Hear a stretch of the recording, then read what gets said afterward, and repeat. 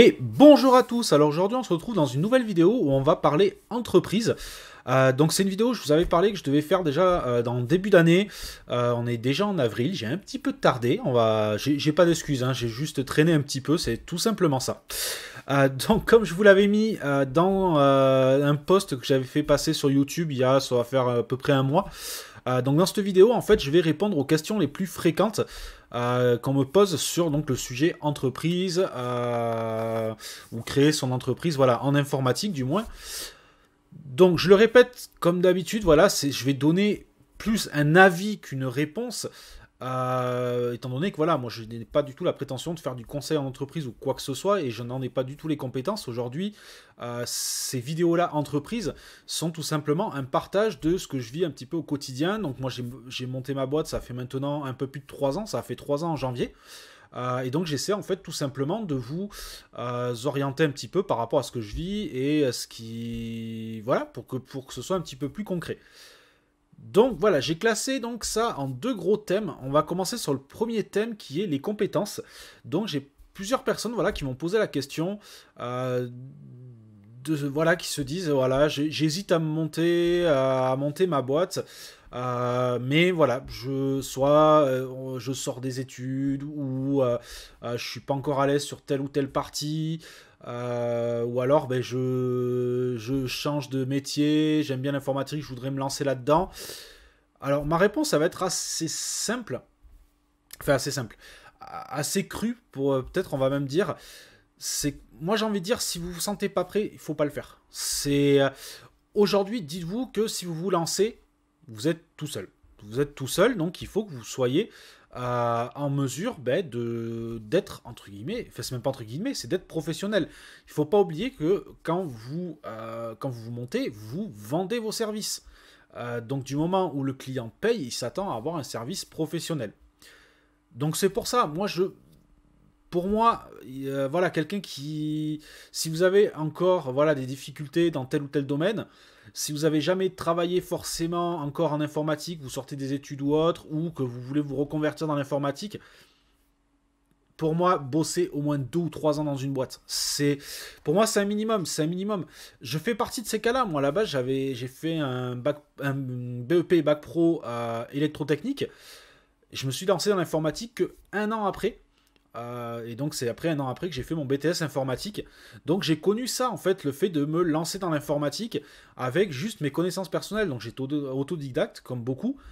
Mais voilà, on se rend compte que ça suffit pas. On a l'impression d'avoir fait pas mal de choses, mais dans le domaine de technicien informatique, c'est un peu léger. Alors c'est un peu léger, pourquoi? Parce que nous, on n'est pas spécialisé. C'est pas comme quelqu'un qui va faire du développement web, qui va être spécialisé dans un langage. Alors je dis pas que c'est plus simple pour lui, hein, loin de là. Mais voilà, nous, on va devoir vraiment aller sur toute une variété parce qu'aujourd'hui, être informaticien, c'est pas que monter des PC, c'est pas que réparer une tour ou... Aujourd'hui, être informaticien, c'est assister le client dans plein de domaines. Moi, ça m'arrive je vous avais montré dans une précédente vidéo, voilà, où j'étais en train de changer un PC pour un podologue qui avait par exemple une plateforme et un logiciel métier qui était dédié à ça. Voilà, j'étais chargé de l'installer, de régler les différents problèmes s'il y en avait. En plus de ça, à ce moment-là, l'assistance était en vacances, donc j'ai dû me dépatouiller pas mal. Il n'y a qu'à la fin que j'ai réussi à l'avoir pour régler 2-3 problèmes que j'arrivais pas à régler.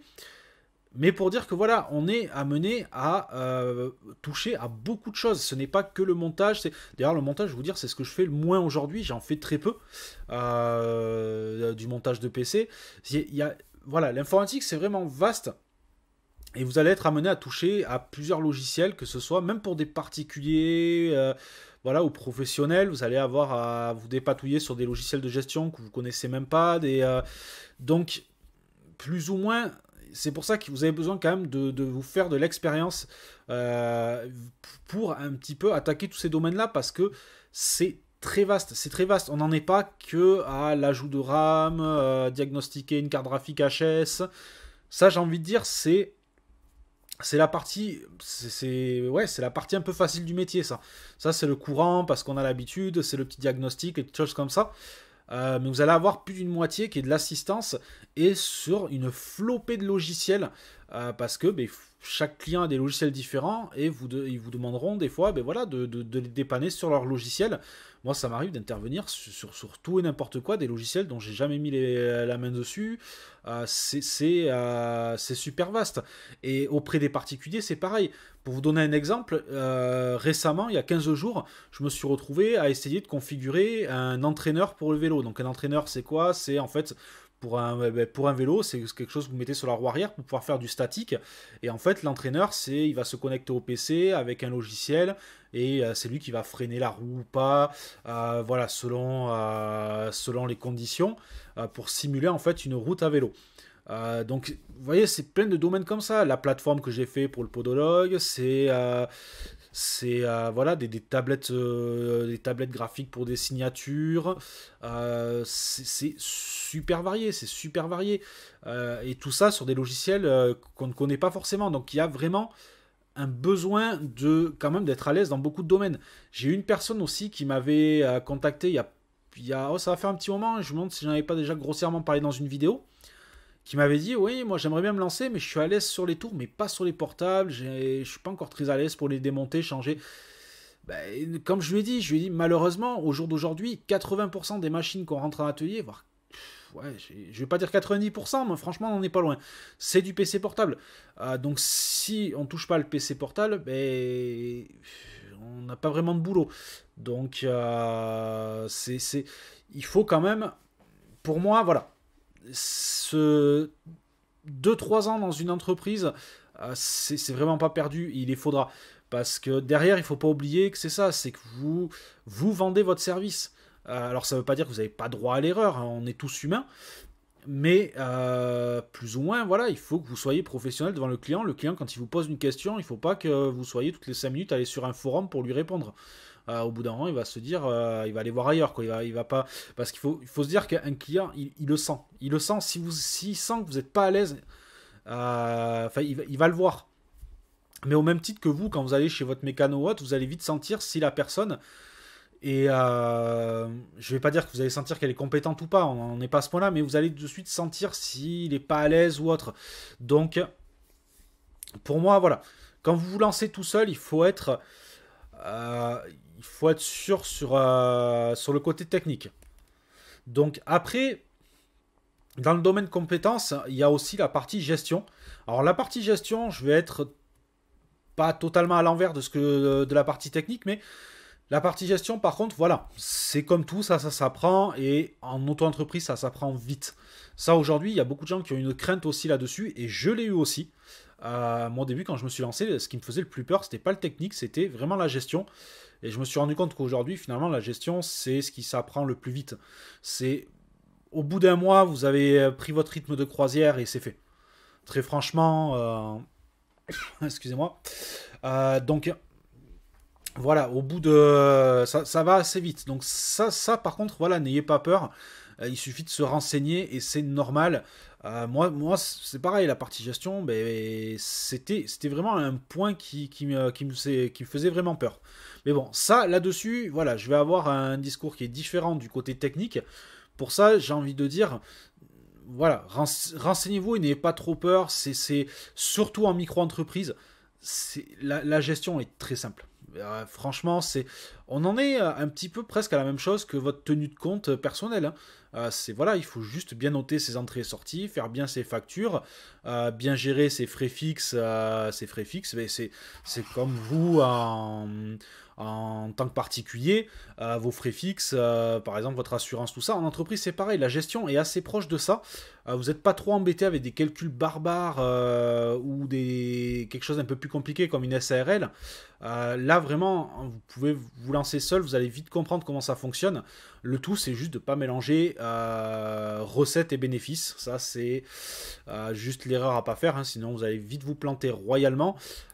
Tout ce que vous rentrez n'est pas forcément salaire, hein. Vous allez voir que vous en sortez autant que vous en rentrez. C'est un peu écœurant au début, mais bon, s'y fait avec le temps. Donc voilà, la partie gestion, pas de gros soucis particuliers là-dessus. Et donc, mais pour la partie, voilà, pour la partie technique, pour moi, soit vous êtes à l'aise un peu dans tous les domaines, mais n'allez pas. Le problème, c'est qu'on en voit beaucoup trop. Alors ça s'est un peu calmé maintenant, mais combien il y a eu de micro-entreprises pendant un moment qui se sont ouvertes, de personnes qui ont ouvert parce qu'ils aiment l'informatique. Voilà. Et en fait, ben, c'est des entreprises qui durent pas longtemps parce que les clients, ils y vont une fois, mais pas deux. Parce que des fois, ben, ils se rendent compte que c'est. Enfin, ils sentent qu'il y a quelque chose qui est pas encore. Que c'est pas tout nickel, que. Ils le sentent, surtout que des fois vous êtes amené à dépanner devant le client. Moi, souvent, je dépanne devant le client, il vient, on regarde ensemble ce qui va pas, et puis voilà, c'est réglé. Dans un moment comme ça, quand vous êtes devant le client, il va le voir de suite si vous voit tâtonner. Si vous voit tâtonner, il va perdre confiance directement. Il faut vous dire que faut quand même que vous soyez à l'aise dans ce sens-là. C'est que si vous devez vous retrouver comme ça à dépanner devant le client, si vous voit chercher ou aller sur un forum toutes les 30 secondes, bon ben il vient une fois pas deux. Alors ça peut arriver, hein. Moi je veux pas dire que tout dépannage j'ai la réponse, loin de là. Il y a beaucoup de dépannages des fois où j'ai pas du tout la réponse, où je suis obligé de me renseigner un max et où je perds du temps, où je fais des essais, où je trouve pas de suite. Ça arrive, hein. Attention, hein. Je dis pas que il faut être à l'aise à trouver tous les dépannages comme ça, tout trouver. Non, non, mais voilà, le B.A.B.A. il faut quand même être à l'aise et vous allez voir que c'est plus large que ce qu'on imagine. C'est voilà, moi je le sens parce que souvent j'ai souvent la même réflexion. J'aime bien l'informatique, j'aime bien monter des PC. Ouais, mais le métier de technicien, c'est pas ça. Malheureusement, c'est pas ça. Ça, c'est 5% du travail, monter un PC. C'est 4 ou 5%. Et oui, c'est la partie facile, hein. Un PC, ça reste un gros Lego. Une fois qu'on en a fait un, il n'y a rien de bien compliqué à monter une machine, c'est pas le problème. Ce qui va être le problème derrière, c'est tous les cas complexes que les clients vont avoir. Parce que ben, chaque client a son environnement et il faut à vous de vous adapter sur l'environnement du client. Donc voilà, si vous avez besoin que je revienne un petit peu plus en profondeur sur ce sujet-là, et qu'on voit, même qu'on parle un petit peu plus concrètement de ce qui peut tomber en dépannage, faire une petite moyenne ou vous expliquer un peu quotidiennement ce qui tombe en dépannage, ça pourra peut-être vous aider justement à cette partie-là. On va attaquer le deuxième thème, alors lui va être un petit peu plus court. C'est sur la question de l'achat-vente en micro-entreprise.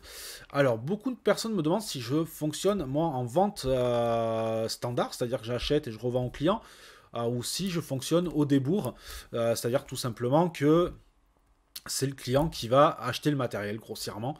Alors, moi, sur cette question-là, je savais d'entrée que je voulais partir dans l'achat-vente pur. Moi, un client, pour moi, il vient dans une boutique, c'est pas pour lui faire commander du matériel, ou alors pour commander, lui faire payer le matériel directement pour pas avoir les charges dessus.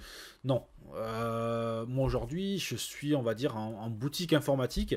Le client, il vient, il commande, j'achète le matériel, il vient récupérer son matériel, il paye, point. Ça en reste là. Alors, c'est sûr, en micro-entreprise, c'est, j'ai envie de dire, le pire statut pour faire de l'achat-vente. La micro-entreprise, c'est grossièrement 14% qui est retiré du prix total de votre vente. Donc, le problème qu'il y a, c'est que voilà, demain, j'achète un PC 500 euros. Je le revends 600 au client. Je vais payer 14% de ces 600 euros. Alors que les 500 euros, ça a été juste de l'entrée-sortie. À aucun moment, je fais du bénéfice là-dessus. Mon bénéfice, il est sur les... Si j'ai acheté à 500, que je revends à 600, mon bénéfice, il est sur 100 euros. Et en fait, quand vous enlevez 14%, vous allez voir que ben, ça bouffe une grosse partie parce que les charges sont calculées sur l'intégralité de la vente et non sur le bénéfice. Alors ça, en effet, c'est un gros point noir sur la micro-entreprise. Et par contre, j'irai même plus loin. Je pense qu'il faudrait qu'ils revoient un peu leur système et qu'on soit... alors je sais, ça serait plus dur à déclarer tout ça parce qu'aujourd'hui, ils ont fait ça par système de simplicité. C'est qu'aujourd'hui, tout simplement, vous mettez le montant total, ils n'ont pas besoin de batailler à savoir quel est le prix d'achat là-dedans et quel est réellement votre bénéfice ou prouver votre bénéfice, ça simplifie. Mais oui, c'est extrêmement lourd. Donc c'est vrai qu'il faudrait soit qu'ils revoient ces charges à la baisse, soit qu'ils revoient la méthode de calcul. Parce que en effet, c'est pas en micro-entreprise que vous allez vraiment gagner fortement sur la vente. Vous allez avoir du mal à vous aligner dans les prix, vous serez toujours un petit peu plus cher que les autres, c'est ça le souci, donc à vous de trouver, alors c'est pareil, il y en a un qui me demandait s'il est obligatoire d'avoir un fournisseur, alors non, c'est pas obligatoire, vous commandez où vous voulez, le problème il n'est pas là, c'est juste qu'au bout d'un moment, si vous voulez être compétitif, il va falloir aller chercher moins cher que le site pour particulier, donc là, un fournisseur va rentrer en compte, moi je vois la différence. Je prends un Windows par exemple, je le paye moitié prix chez mon fournisseur. Il y a certains composants, je les paye à peu près 15%, enfin même pas certains composants, sur une grosse majorité des produits, ou pour pas dire même tous les produits, je paye 10 à 15% moins cher en moyenne que le prix particulier. Bon, ces 15%, vous l'avez bien compris que ils vont être vite bouffés par les charges. Donc on va revenir un petit peu au même. C'est ça le souci. Mais bon, c'est ce qui manque. Il ne faut pas acheter 15% plus cher au prix du particulier. Parce que là, par contre, vous allez être 15% plus cher hors marge déjà. Donc déjà, c'est pas bon. Alors j'arrondis à 15, hein, c'est pas 15, c'est 13 et quelques, mais j'arrondis à 15, vous comprendrez vite que voilà, il y a d'autres pourcentages qui rentrent en compte à la fin du mois, donc je les ai plus en tête, c'est les frais de...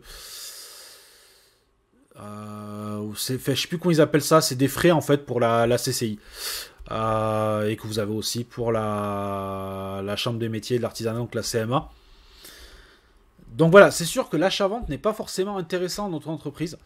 Après, fonctionner à des bourses, je suis pas contre, hein, c'est que je trouve que c'est moins professionnel. Alors je suis désolé pour les bruits que vous entendez à côté. C'est tout simplement la machine à carte bleue qui a décidé de faire tous ses tickets. Voilà. Donc, c'est... du coup, ça m'a perdu dans mon... ça m'a perdu.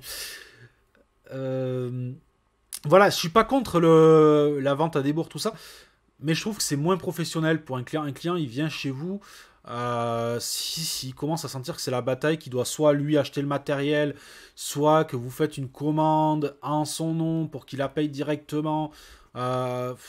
C'est côté pratique et même côté professionnel, je trouve que ça le fait pas. Enfin, moi, quand je vais dans un magasin, c'est pour acheter directement. Si c'est pour que ça passe à mon nom, que je paye directement un truc, bon, ben dans ces cas-là, je vais pas dans un magasin, j'achète directement sur internet ou voilà, et je bataille pas. Donc, c'est sur cette question-là que j'ai préféré fonctionner en achat-vente standard. Après, c'est sûr, ben, c'est pas du tout un statut qui est rentable à ce niveau-là. Mais alors, pas du tout. Malheureusement, pour ça, voilà, la SARL ou d'autres statuts sont bien plus intéressants. Après, pour le moment, bon, moi je fonctionne comme ça se passe pas trop mal, c'est sûr. On est un peu moins compétitif au niveau des prix, et encore, j'ai envie de dire, parce que il y a pas mal de produits maintenant en ayant trouvé de bons fournisseurs où j'arrive tout simplement à m'aligner à d'autres magasins. Euh, voilà, par exemple, je vois les SSD. Les SSD au jour d'aujourd'hui, je suis au même prix que des magasins comme Cybertech ou autres. Je le sors au même prix parce que ben voilà, j'ai un bon prix d'achat et c'est ça qui va y jouer un petit peu. Après, c'est sûr, en micro-entreprise, si vous n'avez pas un gros volume d'achat, ça va être un peu compliqué chez les fournisseurs. Moi, voilà, j'ai vu après avec le temps, j'ai réussi à avoir des fournisseurs qui m'ont contacté et avec qui maintenant je bosse, on va dire, exclusivement. Et ça me permet voilà, de profiter de meilleurs prix et d'avoir des choses un peu plus intéressantes. Donc c'est vrai que maintenant, j'ai tendance à commander toujours au même endroit voilà, pour maximiser mes chances d'avoir un meilleur prix. Euh, donc voilà. Donc là-dessus, j'ai envie de dire, les deux sont valables, mais je suis vraiment pas fan de fonctionner avec ce qu'on appelle, entre guillemets, alors je sais pas si c'est le bon terme, mais c'est faire au débours, en fait, on appelle ça. Alors, je crois que c'est ça, c'est le terme exact. Voilà, moi je préfère acheter classique. J'achète ou je fais mon stock. Et puis c'est pareil, vente à débours, ça veut dire que vous faites jamais de stock. Ça veut dire que vous travaillez tout le temps sur commande. Or, ne pas faire de stock, ben, vous allez perdre de la vente. Moi aujourd'hui, il y a certains produits. Alors je stocke très peu, moi. Je veux pas mettre beaucoup d'argent dans le stock. Mais en revanche, il y a des produits entre guillemets stratégiques. Aujourd'hui, en boutique, il faut toujours avoir un minimum clavier, souris, des clés USB, des alimentations de PC portable, parce que vous allez tomber sur le client qui vient, qui est emmerdé, qui est en urgence. Si vous n'avez pas, il va chez le concurrent. Il n'a pas le temps d'attendre que vous commandiez. Donc, vous allez perdre un gros paquet de ventes comme ça. Moi, je me rends compte que 50% des ventes, c'est justement jouer sur l'urgence parce que la personne est embêtée, il lui faut le truc de suite. Donc 50% des ventes sont faites grâce au stock que j'ai. Même s'il est minime, plus ou moins je sais ce qui part. Mon stock il est fait par rapport à ce qui part.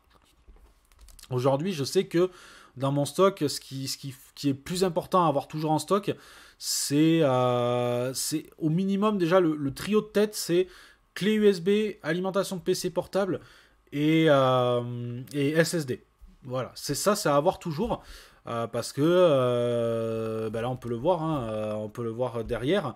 La machine qu'il y a, justement, là j'aurais pas eu le SSD en stock, ben je la rentrais pas en dépannage parce que la personne en a besoin rapidement et aurait pas pu attendre que je fasse une commande. Donc j'en avais en stock et là je sais que la machine, eh ben, je l'ai récupérée là en milieu d'après-midi. Demain soir il récupère sa machine. Donc voilà, c'est faire à débours déjà vous pourrez pas faire de stock donc ça va être quand même problématique. Voilà, grossièrement, on arrive à 20 minutes de vidéo. On va s'arrêter là pour ça. Et ben écoutez, on se retrouvera dans une prochaine vidéo. La prochaine vidéo, normalement, sera, je vais la tourner assez rapidement. Je sais pas si elle va être postée rapidement aussi. Mais elle sera aussi sur les principalement toujours un peu entreprise, mais on va parler un petit peu des pénuries actuelles de matériel, donc c'est pas mal d'actualité. Donc voilà, allez, sur ce, comme d'habitude, n'hésitez pas dans les commentaires, et si vous avez besoin que je fasse des sujets un peu plus précis, alors il y a déjà eu des demandes, hein, je suis désolé, je sais qu'il y a déjà une ou deux personnes qui m'ont demandé si je peux faire une vidéo vraiment sur la création pure, sur comment débuter. Donc ça sera fait et il faudra que je vous fasse aussi une vidéo comme je vous disais un petit peu avant sur un petit peu le quotidien, qu'est-ce qui rentre en dépannage, tout ça. Ça peut vous aiguiller un petit peu. Donc voilà.